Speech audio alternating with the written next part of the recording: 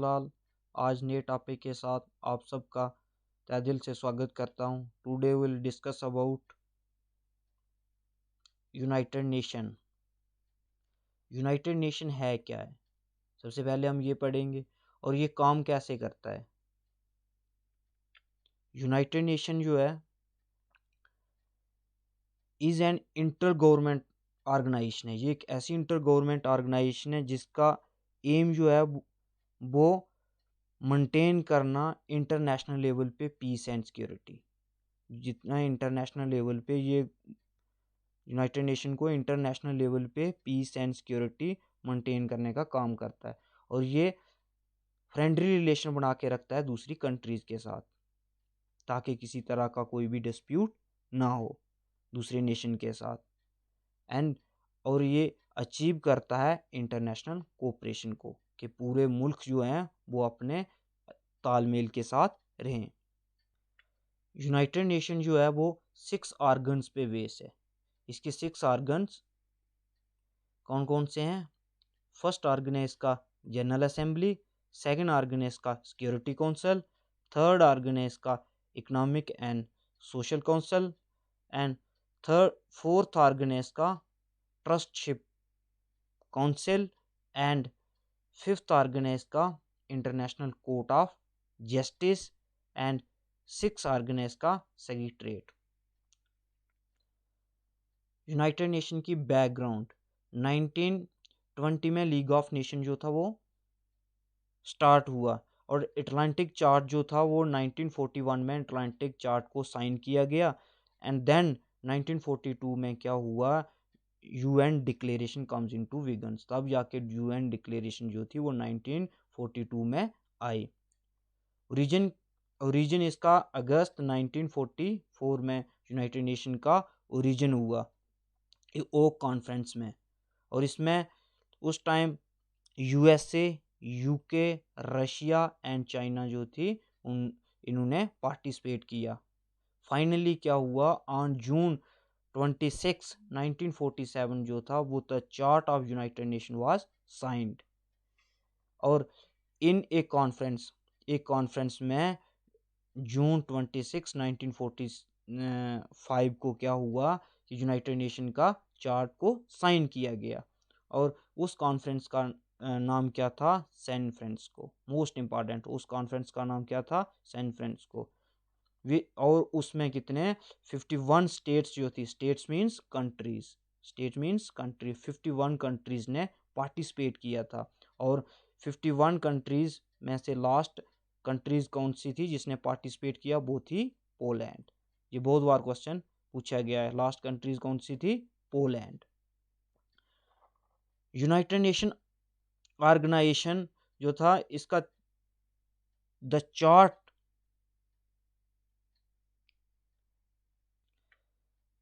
Charter then comes into the force on 24 अक्टूबर 1945 को इसका जो था जो चार्टर था वो वजूद में आया। 24 अक्टूबर, इसीलिए 24 अक्टूबर को हम क्या सेलिब्रेट करते हैं, यूनाइटेड नेशन डे के तौर पे सेलिब्रेट करते हैं। यूएन नेम जो था इसका यूएस प्रेसिडेंट एफ.डी. रोजवेल्ट ने, एफ.डी. रोजवेल्ट मोस्ट इंपॉर्टेंट, ये यूएस प्रेसिडेंट था जिसने उसको यूएन नेम दिया था।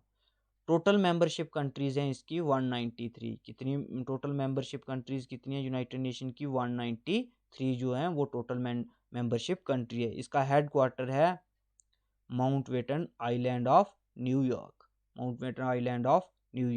Architecture film was Wallace Harrison. Flag जो है यूनाइटेड नेशन का 1947 को जो था फ्लैग यूनाइटेड नेशन का अडॉप्ट किया गया वाइट यूएन एम्बलम के साथ और इसमें लाइट ब्लू बैकग्राउंड है। कौन सी बैकग्राउंड है इस फ्लैग्स में, लाइट ब्लू बैकग्राउंड है। ऑफिशियल लैंग्वेज कौन कौन सी हैं यूनाइटेड नेशन की, French, Chinese, English, Russian, Arabic and Spanish. एक बार फिर रिपीट कर रहा हूँ मैं, मोस्ट इंपॉर्टेंट है ये। ऑफिशियल लैंग्वेज कौन कौन सी है, कौन कौन सी हैं यूनाइटेड नेशन की? French, Chinese, English, Russian, Arabic and Spanish. These are official language of united nation. और अरबिक लैंग्वेज जो थी वो लास्ट में ऐड की गई। What these are official language, what working language of united nation are French and English. दो जो हैं वो सिर्फ दो लैंग्वेज ऐसी हैं इनमें से जो कि यूनाइटेड नेशन लैंग्वेज की वर्किंग लैंग्वेज हैं, इन लैंग्वेज में काम होता है। नाउ हम क्या करेंगे, अब इसको वन बाय वन, इसके जो 6 ऑर्गन्स हैं यूनाइटेड नेशन के, इसको वन बाय वन डिस्कस करेंगे। फर्स्ट ऑर्गन है इसका जर्नल। फर्स्ट ऑर्गन कौन सा है इसका? General assembly. जनरल असेंबली क्या है? ये जनरल असेंबली जो है ये सेंट्रल बॉडी है। जनरल असेंबली क्या है? एक सेंट्रल बॉडी है। और जितनी भी मेंबर्स कंट्री हैं, मैंने मेंबर्स कंट्री कितनी बताई हैं आपको? 193। जितनी भी मेंबर्स कंट्री हैं इनके पास हैज़ वन वोट। इनके पास क्या होता है? वोट देने की पावर होती है। ये अपना वोट कास्ट कर सकते हैं, इनके पास एक वोट होता है। आपके माइंड में एक क्वेश्चन राइज हो रहा होगा कि यूनाइटेड नेशन को फंडिंग कहाँ से होती है? यूनाइटेड नेशन को फंडिंग कहाँ से होती है? तो यूनाइटेड नेशन को जो पैसा मिलता है वो जो मेंबरशिप कंट्रीज हैं इनके लिए कंपलसरी है फंडिंग करना, और प्लस इसके साथ साथ वॉलेंटरली भी कोई कंट्री फंडिंग कर सकती है इसमें। जनरल असेंबली जो ऑर्गन है it consist of representative of all the states meet regularly once a year. ये जो इसके रिप्रेजेंटेटिव जो हैं वो साल के एक बार मिलते हैं। The membership of new state is done by the general assembly on the, और जो मेंबरशिप है on the recommendation of security council. और जो मेंबरशिप है वो न्यू स्टेट्स की जो मेंबरशिप है, जिस न्यू स्टेट्स ने मेंबरशिप लेनी होगी वो किसकी रिकमेंडेशन पे होती है? सिक्योरिटी काउंसिल की रिकमेंडेशन पे इसकी मेंबरशिप होती है। First point I hope you understand. Next second, security council. Security council है क्या है? सिक्योरिटी काउंसिल है डिसीजन मेकिंग। सिक्योरिटी काउंसिल है डिसीजन मेकिंग बॉडी है। ये डिसीजन मेकिंग बॉडी है। यहाँ पे क्या किए जाते हैं? जो जितने भी डिसीजन जो होते हैं वो सिक्योरिटी काउंसिल में लिए जाते हैं। इसमें 5 कंट्रीज एक ऐसी कंट्री है जिनके पास क्या है? वीटो पावर है। 5 कंट्री ऐसी कंट्री है जिनके पास वीटो पावर है। ये अगर कोई भी मुद्दा वहाँ पे चल रहा होगा तो ये 5 कंट्रीज में से कोई एक कंट्री अपना अगर नेगेटिव वोट, 5 कंट्री में से कोई एक कंट्री अपना नेगेटिव वोट वहाँ पे कास्ट कर दे तो क्या हो जाता है? ये मुद्दा वहीं पे बंद हो जाता है। इन 5 कंट्रीज के पास इतनी पावर होती है। सिक्योरिटी काउंसिल जो होता है वो रिस्पॉन्सिबल है फॉर मेंटेनिंग। इसका काम ये है, इसका जिम्मा, सिक्योरिटी मीन्स किसी चीज़ की हिफाजत करना, किसी चीज़ को बचा के रखना। तो इसमें ये रिस्पॉन्सिबल है कि बनाए रखे, क्या बनाए रखे? इंटरनेशनल लेवल पे पीस बना के रखे। इसको हम क्या बोलते हैं? पुलिसमैन। पुलिसमैन मीन्स ये पुलिस का काम करती है, क्योंकि ये किसी भी वायलेंस को होने से रोकती है। देन तभी जाके हम क्या बोलते हैं? सिक्योरिटी काउंसिल को दूसरा नाम क्या है इसका? Policeman of the world. The security council consist of 15 members. इसमें कितने मेंबर्स होते हैं? 15 मेंबर्स होते हैं। 5 जो होते हैं इसके परमानेंट मेंबर्स होते हैं जिनके पास वीटो पावर है। मैंने आपको बता दिया इनके पास इन 5 के पास इतनी पावर्स होती है कि ये क्या कर सकते हैं कि अपने वोट, एक नेगेटिव वोट कास्ट करने से उस चीज़ को वहीं पे स्टॉप कर देते हैं। और 10 जो होते हैं वो नॉन परमानेंट मेंबर्स हैं। 5 परमानेंट मेंबर कौन कौन से हैं? फर्स्ट आ गया हमारे पास यूएसए, सेकंड आ गया हमारे पास यूके, एंड थर्ड आ गया रशिया, फोर्थ आ गया हमारे पास फ्रांस, एंड फिफ्थ आ गया हमारे पास चाइना। ये जो हैं 5 इसके परमानेंट मेंबर्स हैं। The member which are elected for the terms of 2 year, और ये 10 नॉन परमानेंट मेंबर एक ऐसे मेंबर हैं जिसको 2 साल के लिए इलेक्टेड किया जाता है बाय द जनरल असेंबली। और कौन इलेक्टेड करता है इसको? General assembly. इसके साथ ही 2 ग्रुप एक ऐसे ग्रुप हैं जो अपनी मेंबरशिप के लिए स्ट्रगल कर रहे हैं, उनको बोलते हैं एक आ गया हमारे पास G4 ग्रुप, एक आ गया हमारे पास G4 ग्रुप, और दूसरा कौन सा है? Coffee group. दूसरा कौन सा है? Coffee club. दूसरा कौन सा है हमारे पास? Coffee club. Coffee club G4 group. G4 group ये ऐसी कंट्रीज हैं, ये डिमांड करती हैं कि हमें भी परमानेंट मेंबरशिप मिले। ये एक ऐसी कंट्रीज हैं, ये क्या डिमांड करती हैं कि हमें भी इसकी परमानेंट मेंबरशिप, जैसे 5 कंट्रीज हैं उनके पास परमानेंट मेंबरशिप है, वो ये अपनी मनमानी करते हैं किसी का, ये भी चाहते हैं कि हमें भी मेंबरशिप मिले। इन ये कंट्रीज कौन कौन सी हैं? फर्स्ट कंट्री है हमारे पास जापान, जर्मनी, ब्राज़ील और इंडिया। ये एक ऐसी कंट्री हैं ये भी अपना वहाँ पे मेंबरशिप चाहते हैं। और कॉफ़ी क्लब वो क्लब है जो इनके अपोजिंग है, under the leadership of Italy. Italy के लीडरशिप में ये चल रहा है कॉफ़ी क्लब। आई होप ये आपको सिक्योरिटी काउंसिल जो है ये अच्छे से आपको अंडरस्टैंड हो गया होगा। नेक्स्ट आर्गन डिस्कस करेंगे। नेक्स्ट आर्गन है हमारे पास economic and social council. Economic and social council. Economic and social council जो है coordinate the economic and social activities of the United Nation and specialised agencies. जितनी भी स्पेशलाइज्ड एजेंसी हैं इसके अंदर ये क्या करता है, ये उनके साथ कोऑर्डिनेशन, एक अच्छा तालमेल रखता है, अच्छे संबंध बनाते हैं ताकि इकोनॉमिक और सोशल एक्टिविटीज़ जो हैं हमारी जो हैं वो डेवलप हो सकें। दिस काउंसिल मीट, और ये काउंसिल जो होती है वो थ्राइस ए ईयर साल में 3 बार मिलती है। और ये हमने पढ़ा था जो जनरल असेंबली थी ये once a year. General assembly ये आपने याद रखना, जनरल असेंबलीज जो हैं वो वंस ए ईयर मिलती हैं। और ये जो है इकोनॉमिक एंड सोशल काउंसिल जो है वो थ्राइस ए ईयर। और इसमें क्या होता है? It composed of 54 members. इसमें कितने मेंबर्स होते हैं? 54 मेंबर्स। नेक्स्ट आ गया हमारा ट्रस्टशिप काउंसिल। ट्रस्टशिप काउंसिल क्या होती है? ट्रस्ट मीन्स विश्वास करना किसी पे। ट्रस्टशिप काउंसिल क्या होती है?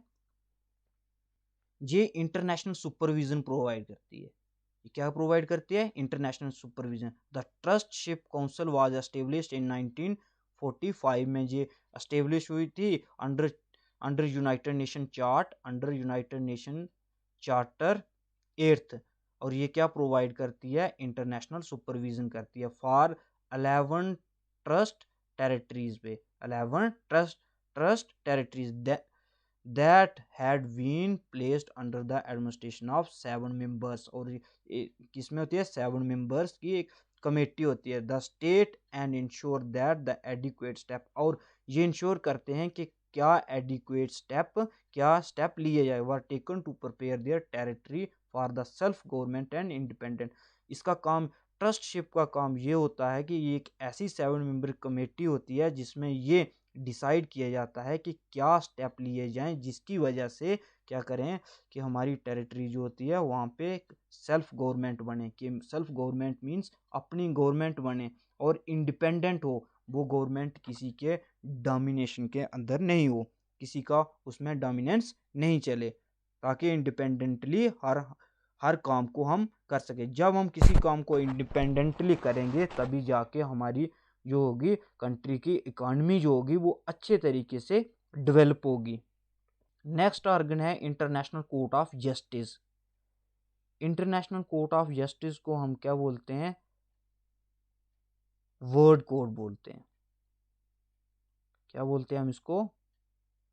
वर्ल्ड कोर्ट, कि दुनिया का ये एक कोर्ट है, एक जुडिशियल आर्गन है। इसमें 15 जज जो होते हैं वो काम करते हैं। एक जुडिशियल आर्गन है और इसमें कितने जजेस होते हैं? 15 जज होते हैं। इसका हेड क्वार्टर है हेग द नीदरलैंड में। कहाँ पे? हेग नीदरलैंड में इसका हेड क्वार्टर है। International court of justice compose of 15 जजेस, मैंने आपको बता दिया। और इनको 15 जजेस जो होते हैं इनको 9 साल के लिए, कितना टेन्यूर होता है इसका? 9 year, terms by the United nation assemblies के थ्रू होता है। इंडिया हैज़ 4 परमानेंट जजेस, और इंडिया के कितने? 4 परमानेंट जजेस at the international court of justice में इंडिया के भी 4 परमानेंट जजेस। फर्स्ट है सर बेंगल राव, इनका पीरियड कितना था? 1952 टू 1953 जो था इनका पीरियड था। नजेंद्र सिंह, इनका पीरियड था 1973 टू 1988। एज ए जज भी काम किया इन्होंने और एज ए वाइस प्रेसिडेंट भी काम किया है। जज काम किया 70 to 1988 and as a vice president कब काम किया उन्होंने? 1976 to 1979 as a vice president उन्होंने काम किया है। नेक्स्ट है रघुनंदन स्वार पाठक, इनका टेन्यूर था 1989 टू 1991 जो था इनका टेन्यूर था। इन्होंने इस टेन्यूर में काम किया है। दलवीर लास्ट है 2012 में। ये जो 4 परमानेंट जजेस जो हैं वो इंडिया वाली साइड से थे। इंडिया के 4 परमानेंट जजेस थे जिन्होंने यूनाइटेड नेशन के लिए काम किया है in international court of justice में। और लास्ट वन है हमारे पास सेक्रेटरीट। लास्ट वन क्या रह गया हमारे पास? सेक्रेटरीट। ये क्या है? इसका मतलब है इट मीन्स इंटरनेशनल स्टाफ। इसका मतलब क्या होता है कि जो international staff posted at UN headquarter, जितने भी यूएन के हेडक्वार्टर, जहाँ जहाँ भी यूएन के हेडक्वार्टर हैं वहाँ पे जो स्टाफ लगाया हुआ होता है उसको हम क्या बोलते हैं? सेक्रेटरीट। और जितने भी ये लोग होते हैं वो इंटरनेशनल सिविल सर्विसेज से होते हैं। जितने भी ये लोग होते हैं, ये स्टाफ्स में जितने भी लोग काम करते हैं इंटरनेशनल सिविल सर्विस से लोग होते हैं ये सारे। अब बोलेंगे why united nation in news, क्यों हम यूनाइटेड नेशन को डिस्कस कर रहे हैं, क्यों और क्यों ये न्यूज़ में है? The 75th session of united nation, जो 75th सेशन है United nation general assembly will be begins on 15 सितंबर 2020 को। ये 75th सेशन जो था वो विगन हुआ था, इसलिए भी इसकी इम्पोर्टेंस बढ़ गई है। आई होप आपको ये पूरा कंसेप्ट क्लियर हो गया होगा इस यूनाइटेड नेशन का। अगर मेरी वीडियो से आपको कुछ थोड़ी सी भी हेल्प मिलती है, अगर थोड़ा सा भी नॉलेज मिलता है मेरी वीडियो से, तो मेरी वीडियो को लाइक करें, कमेंट करें, शेयर करें और चैनल को सब्सक्राइब करें। ज़्यादा से ज़्यादा दोस्तों में शेयर करें ताकि दूसरे लोगों को, जिनको यूनाइटेड नेशन क्या है, ये कैसे काम करती है, अगर उनको नहीं पता है तो वो भी इसके बारे में जान लें। Thank you. मिलते हैं नेक्स्ट टॉपिक में।